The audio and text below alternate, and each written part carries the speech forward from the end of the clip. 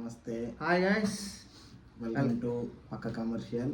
Reviews, suggestions అన్నీ ఒక చోట కావాలంటే సబ్స్క్రైబ్ చేసి పెట్టేసుకోండి, పక్క కమర్షియల్ టీఎఫ్ఐ ఛానల్. సో మన ఇవాళ టాపిక్ మన శంకర వరప్రసాద్ గారు పండగ వస్తున్నారు, వచ్చేసారు పండగకు వచ్చేసారు. సో ఈ మూవీ రివ్యూ గురించి వాళ్ళు మాట్లాడుకుందాం. సో ఫస్ట్ బేసిక్ ప్లాట్ గురించి మాట్లాడుకుంటే, ఒక ఇద్దరు వైఫ్ అండ్ హస్బెండ్ ఒక పోలీస్ అంటే ఇంటెలిజెంట్ సెక్యూరిటీ చేసే అడ్వైజర్ చేసే హీరో తన వైఫ్ నుంచి అలా విడిపోయారు. తర్వాత వాళ్ళ పిల్లలు ఏంటి, వాళ్ళు ఎలా చివరికి కలిసారా లేదా, ఈలోపు జరిగిన హ్యూమరస్ డ్రామా, దాంతోపాటు ఉండే చిన్న చిన్న ఫ్యామిలీ ఫ్రస్ట్రేషన్, ఇదంతా కలిపితే ఓవరాల్ అసలు ఈ మధ్యలో వెంకటేష్ ఎవరో, ఎప్పుడు వస్తాడు, ఎందుకు వస్తాడు, ఇదే మొత్తం మీరు సినిమాలో చూస్తాం. సో మొత్తానికి ఎలా ఉందనిపిస్తే, నాకు ఫస్ట్ హాఫ్ బాగా నచ్చింది, సెకండ్ హాఫ్ ఎందుకో కొద్దిగా స్లో అయింది అనిపిస్తుంది, డ్రాప్ అవుట్ అయినట్టు. నాకు ఫస్ట్ హాఫ్ చాలా బాగా నచ్చింది. కాస్త ఒక డాడీ కొంచెం ఆ ఫీల్ అయితే తీసుకురాగలిగారు.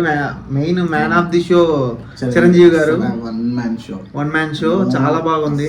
అసలు డౌట్ లేదా, అన్డౌట్ గా సినిమా చూడొచ్చా లేదా అంటే, చిరంజీవి గురించి కొంచెం తెలిసినా చాలు చూసేయచ్చు, కంపల్సరీ ఎంజాయ్ చేస్తారు చిరంజీవి గారు యాక్టింగ్ స్క్రీన్ పైన. నాకు ఏమనిపిస్తుంది అంటే, ఈ కొద్దిగా రౌడీ అల్లుడు, ఘరానా మొగుడు ఆ స్టైల్ కొద్దిగా టచ్ చేశారేమో, అంటే అది తీసుకురావడానికి, ఆ ఎసెన్స్ తీసుకురావడానికి ట్రై చేశారనిపిస్తుంది. అవునవును, కంప్లీట్ గా వర్కౌట్ అయింది.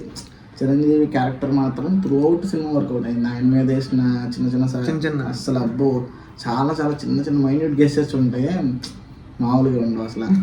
నీకు ఇంకోటి చూసుకుంటే 90% జోక్స్ ఆయన మీద వేసుకుంటా, అది కూడా ఒప్పుకున్నాడు. అంత పెద్ద సినిమా ప్లస్ పాయింట్ అదే మెయిన్. ఆ సినిమాకి అంత పెద్ద హీరో అండి, నా మీద జోక్స్ ఏంటి అనుకోకుండా ఆయన మీద వెళ్తాయి, ఆయన క్యారెక్టర్ మీద పడతా ఉంటాయి నాన్ స్టాప్.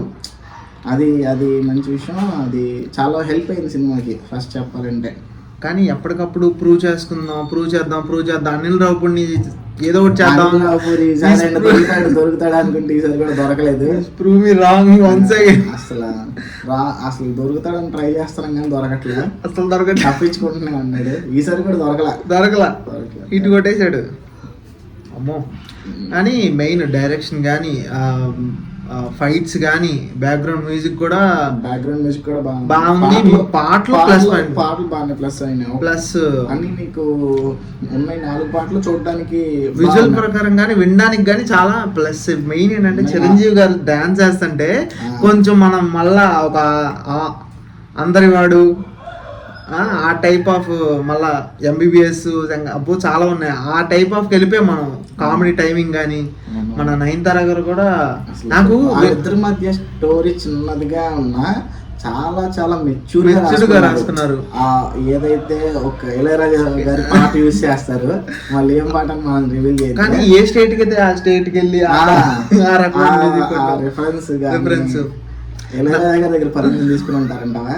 తీసుకున్నాం. ఒకవేళ తీసుకోపోయినా రాజా గారు అయితే వేరు, ఎందుకంటే చిరంజీవి గారు ఆయన మంచి అప్పట్లో చేశారు కాబట్టి చిన్న సినిమాలు చాలా బాగా వర్కౌట్ అయింది. అండ్ మెయిన్ నాకు నయనతార గారు బ్యాక్గ్రౌండ్ స్కోర్ బాగా నచ్చింది. ఆ సూట్ వేస్తుండే వీళ్ళందరూ కూడా నాకు అంతగా ఎక్కలేదు. అక్కడ ఒక సీన్ లో వాళ్ళందరూ స్కూల్ దగ్గరికి వస్తారు, బ్లాక్ అండ్ బ్లాక్ వేసుకున్న, అక్కడ కూడా బాగుంటుంది. అసలు వాళ్ళు స్క్రీన్ పైన కనపడుతుంటే ఒక చిరంజీవి కూడా లేడీ సూపర్ స్టార్ చెప్పాలంటే. చాలా కూడా బ్యాక్గ్రౌండ్ స్కోర్ బాగా పడలేదు. బ్యాక్గ్రౌండ్ పరంగా మరి అంత టాప్ లెవెల్ లో కాకపోయినా బాగానే వెళ్ళింది. సాంగ్స్ పరంగా మంచి సాంగ్స్ ఇచ్చాడు. అండ్ క్యారెక్టర్ ఆర్టిస్టులు కూడా మంచి బాగా చేశారు. హర్షవర్ధన్ గాని చూసుకుంటే హీరో వాళ్ళ వెనకాల నలుగురు, నయనతార వాళ్ళ ఫాదర్ క్యారెక్టర్, ఇద్దరు పిల్లలు, ఎక్కువ వీళ్ళ మధ్య ఉంటుంది సినిమా. బయటకి వెళ్ళదు. నువ్వు కరెక్ట్ చూసావా? రజీనా గారు చేశారు. రజీనా కాదు, జరీనా అదే రాజ్యసభలో చేసిన ఆవిడే జరీనా గారు కూడా చేశారు. సేమ్ అదే ఆవిడే డబ్బింగ్. వీళ్ళ బయటికి వెళ్ళదు సినిమా. అబ్జర్వ్ చేసుకుంటే ఈ క్యారెక్టర్ లో ఎక్కువ కనబడతాయి. అందులో ప్లస్ పాయింట్ మళ్ళీ ఒక డాడీ ఏదంటే వెంకటేష్. ఇంకా నాకు అసలు సెకండ్ హాఫ్ నచ్చకపోవడానికి ఒక కారణం కూడా అదే. ఏంటో కావాలని ఫోర్స్ గా తీసుకొచ్చినట్టు అనిపించింది నాకైతే. ఇంకా వేరే విధంగా ఏమన్నా ప్రజెంట్ చేస్తుంటే బాగుండేమో అనిపించింది నాకు. కానీ సంక్రాంతికి వస్తున్నాం దీనికి లింక్ వేస్తున్నా ఇంకా బెటర్ అనిపించింది. సంక్రాంతికి వస్తున్నాం కంటే నాకు బెటర్ గానే ఉంది సినిమా ఇది. సినిమా బెటర్ గానే ఉంది. దానికి లింక్ వేసుకున్నా సినిమా కొంచెం ఏదో బలవంతంగా ఇరికించాల్సి వచ్చిందంటే అనిపించింది నాకు కూడా. బట్ ఫ్యామిలీ ఆడియన్స్ తో చూస్తే వెళ్ళిపోద్ది మీకు సినిమా. సెకండ్ హాఫ్ కొద్దిగా ప్రాపర్ గా అంటే వాళ్ళు రాసుకున్నాను బట్టి వాళ్ళు వెళ్ళి ఉంటారు, కానీ సెకండ్ హాఫ్ అయితే కొద్దిగా వాళ్ళు ఇంకా వేరే వేరే పోర్షన్స్ దగ్గర కొద్దిగా లిటిల్ బిట్ లాగ్ అనిపిస్తుంది కొంచెం. అంటే నీకు అది కూడా ఫస్ట్ హాఫ్ ఇచ్చిన కిక్ ఆ రేంజ్ లో నీకు సెకండ్ హాఫ్ నువ్వు తీసుకోలేము. అది కూడా కొద్దిగా లిటిల్ బిట్ లాగ్. తర్వాత ఈ వెంకటేష్ పోర్షన్ ఒకసారి అన్ని కరెక్ట్ గా చూసుకుంటుంటే అసలు ఇంకా బ్లాక్ బస్టర్ రేంజ్ స్టాఫ్ నాకు తెలిసి ఆల్రెడీ బ్లాక్ బస్టర్. యాక్చువల్ గా చెప్పాలంటే మెయిన్ ఫ్యామిలీస్ కి అసలు నేను చూసిన షోస్ లో అయితే మొత్తం 90% ఆక్యుపెన్సీ మొత్తం ఫ్యామిలీస్ ఉన్నారు. అదే వెంకటేష్ ఇప్పుడు మనం వచ్చింది డ్రాబ్యాక్ అనుకుంటున్నాం కానీ కొంచెం బలవంతంగా, కానీ ఫ్యామిలీ ఆడియన్స్ కి పండగే, వాళ్ళు ఎంజాయ్ చేస్తారు ఫస్ట్. బట్ కొంచెం మన వరకు కొంచెం ఏంటంటే ఏదో బలవంతంగా ఇరికిచ్చారు.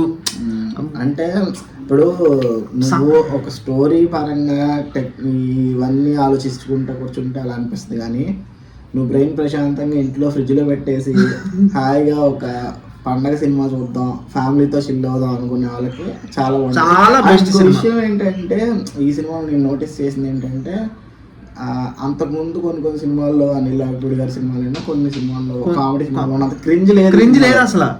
అరే ఏంట్రా బాబు లేదు, బలవంతంగా నవ్వాలనుకునే అయితే లేదు. ఫ్రిడ్జ్ ఇంట్లో పెట్టక్కర్లేదు కానీ బయట బండి పార్కింగ్ దగ్గర పెట్టుకోవచ్చు, మరి ఇంట్లో పెట్టాలని అంత అవసరం లేదు. ఓవరాల్ గా సినిమా చాలా బాగుంది. ఫ్యామిలీ మంచి సంక్రాంతికి మంచి సినిమా. ఆల్రెడీ బ్లాక్ బస్టర్ అయిపోయింది, కలెక్షన్ కూడా వచ్చేస్తాయి నో డౌట్. అందులో సంక్రాంతికి వస్తున్నాం దాటేయచ్చు కూడా చెప్పలేము. 500 crores అంటున్నారు, మరి చూడాలి. నో డౌట్ అందులో కొట్టేయచ్చు కూడా, రికార్డులు తిరిగేయచ్చు బాస్ గారికి. ఆ రేంజ్ కలెక్షన్ అంటే కానీ అసలు అంత లేదు ఇప్పటి వరకు ఏ కలెక్షన్ రాదు. అది వస్తే కనుక ఆయనకు కూడా చాలా స్పెషల్ ప్లస్ పాయింట్. కొత్త సినిమాలు ఇంకా వస్తూనే ఉంటాయి బాస్. కానీ బాస్ మళ్ళా క్రేజ్ గ్రేస్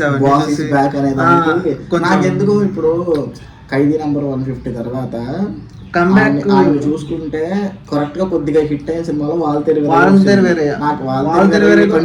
ఇదే బాగా నచ్చింది. నేనైతే అనుకోతున్నాను నాకు వాల్తేరు అది కాదు కంబ్యాక్ అంటే, ఇది కంబ్యాక్ అంటే చెప్పాలంటే. వచ్చి దానిలో ఆ మ్యాజిక్ తీసుకెళ్లిపోతాడు ఆ సినిమాలో. దానిలో నీకు చిరంజీవి గారి మీద వెళ్ళే బాగుంది, అరే ఇంకా కొంచెం ఏదో అన్కంఫర్టబుల్ ఫీల్ అవుతాం, కానీ ఇందులో మనకి అలాంటిది ఉండదు. అప్పుడు ఉన్న సినిమాలతో పోలిస్తే అది బెటర్ గా ఉంది తప్పితే కరెక్ట్ గా బాస్ ఇస్ బ్యాక్ ఆ స్వాగ్ అసలు ఎటకారం ఎక్స్ప్రెషన్స్ భలే ఆడుకుంటాడు స్క్రీన్ పైన. మనకు నవ్వు వస్తుంది ఆయన చేసే పనులకి.